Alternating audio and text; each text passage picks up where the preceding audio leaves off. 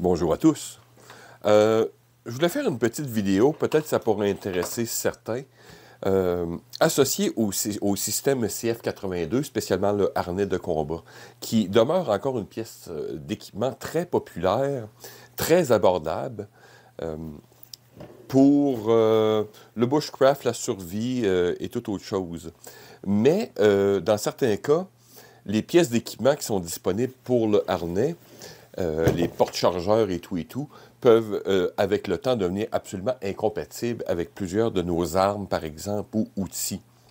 Puisque, évidemment, dans les temps un peu plus modernes, on utilise des systèmes MOLLE qu'on appelle, donc des systèmes modulaires.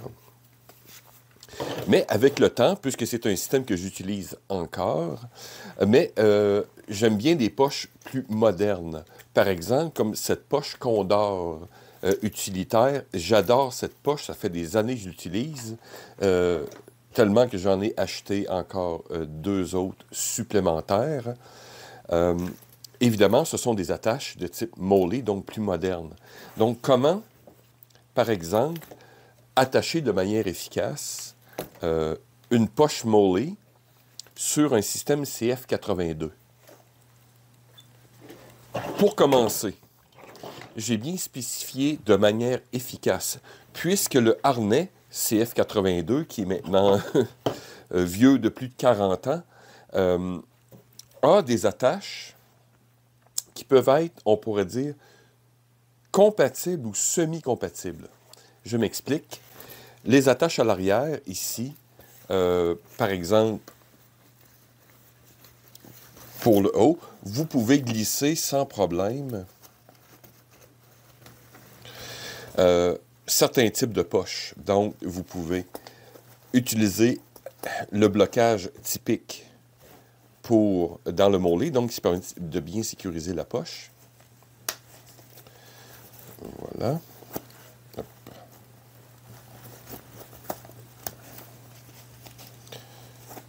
Voilà. Donc, voyez-vous ici avec le harnais, ma poche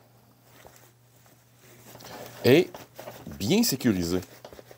Un certain mouvement, mais on peut se dire que la poche est sécure. OK. Donc, on pourrait appeler ce système semi-compatible. Donc, c'est fonctionnel. Oh. Bien sûr, un autre point, quand je dis c'est semi-compatible, donc sans autres éléments, par exemple, ma poche, je vais retourner ici. Je vais enlever le yoke au complet et revenir seulement avec la ceinture, qui est l'élément, je pourrais dire, principal. Donc, on va le mettre l'intérieur vers nous. Par exemple, je prends ma poche utilitaire. Et celle-ci, ça dépend des variants. Vous voyez, elle est très bien marquée que c'est le milieu. Si j'utilise mon système MOLLE conventionnel, donc il faut travailler un peu, mais le système demeure.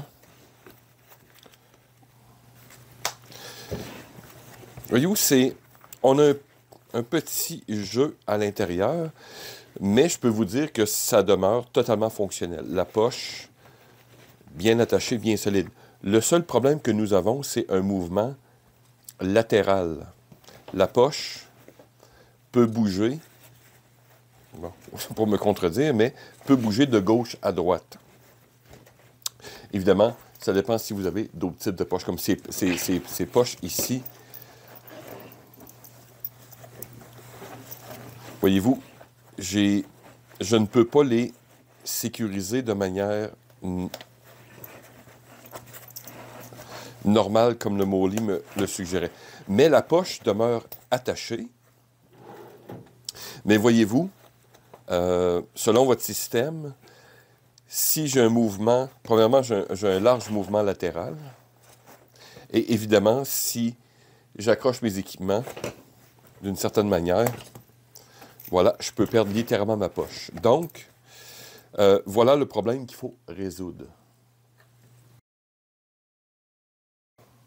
Bien sûr, vous pouvez laisser votre système de cette manière-là. Si ça vous plaît, pas de problème. Vous allez avoir des poches attacher sans problème. Mais évidemment, si on est dans un domaine un peu plus sérieux, il faut sécuriser nos poches d'une manière plus efficace. Donc, le problème majeur est le mouvement latéral et le seul problème, sans intrusion majeure avec le système, en restant compatible avec le CF82, va être simplement d'ajouter une bande de 25 mm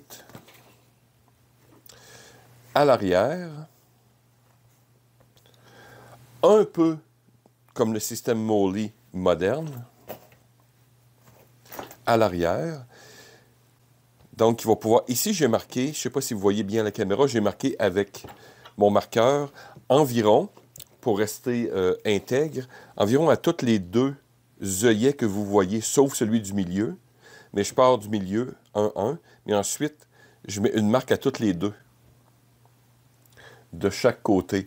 Quand j'ai regardé, j'ai fait des tests préliminaires, j'ai dit, c'est la configuration idéale pour être compatible avec le Moley et le système CF82. Donc, qu'est-ce qu'on va faire ici? C'est qu'on va coudre une bande de 25 mm ou 1 pouce à l'arrière et non à l'avant. On va le coudre à l'arrière.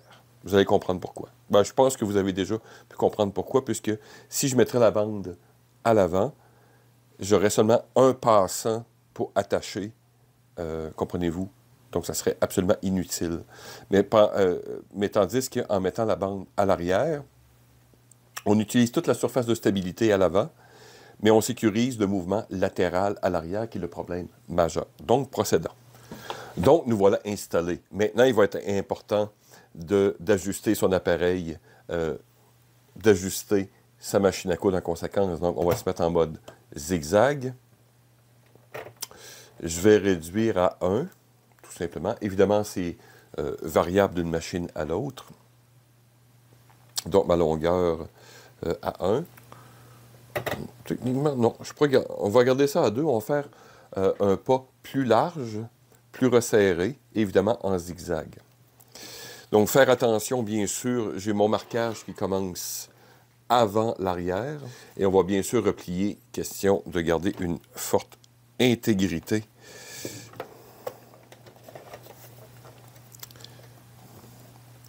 Notez ici que je le fais à l'œil. Moi, je ne peux pas prendre des mesures incroyables, mais je le fais à l'œil. C'est assez aisé. Si vous êtes expérimenté, il n'y a pas vraiment de problème.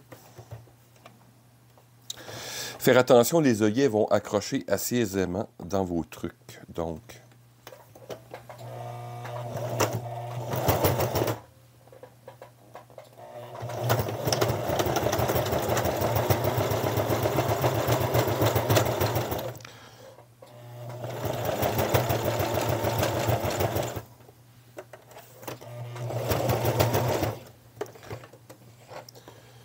vous voyez, comme je prédis, ici, les œillets accrochent vraiment. Donc, il faut vraiment sentir la pièce d'équipement entre ses mains et corriger à l'occasion. Donc, on va simplement vérifier notre première couture.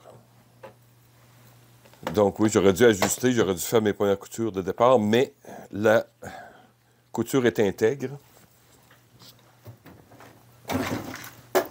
Et comme on travaille avec du polyester nylon, toujours bien brûler ces trucs. Voilà, donc, notre première couture de départ, et ensuite, on va y aller à toutes les deux œillets, jusqu'à ce qu'on arrive au milieu ici, où on fait simplement un seul œillet. Donc, procédons.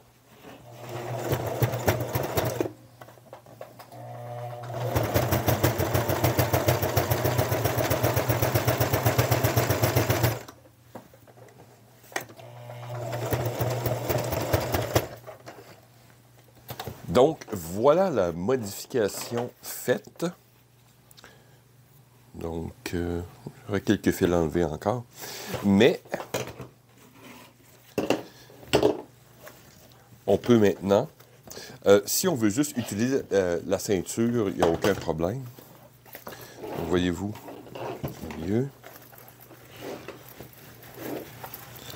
De cette manière. Maintenant, voyez-vous, on a un Moley dans le fond inversé.